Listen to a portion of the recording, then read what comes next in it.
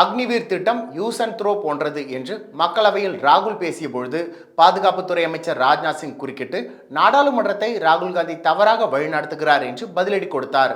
மக்களவையில் பேசிய ராகுல் காந்தி, அக்னிவீரர் திட்டத்தில் ஒரு வீரர் உயிரிழந்தால் அதை வீர மரணமாக இந்த அரசு ஏற்காது.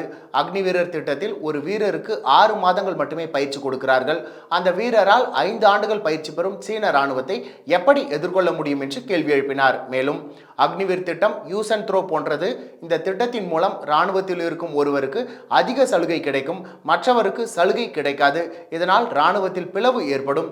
அக்னிவீர் என்பது இந்திய ராணுவத்தின் திட்டம் அல்ல, அது பிரதமர் மோடியின் திட்டம் என்று ராகுல் காந்தி பேசினார். அப்பொழுது இடைமறித்து பதிலடி கொடுத்த பாதுகாப்புத்துறை அமைச்சர் ராஜ்நாத் சிங், ராகுல் தவறான விவரங்களை சொல்கிறார். அக்னிவீர் திட்டத்தில் உயிரிழந்தால் அவரது குடும்பத்தினருக்கு 1 கோடி ரூபாய் இழப்பீடு தரப்படுகிறது. இந்த சபையை ராகுல் தவறாக வழிநடத்துகிறார் என்று பேசினார்.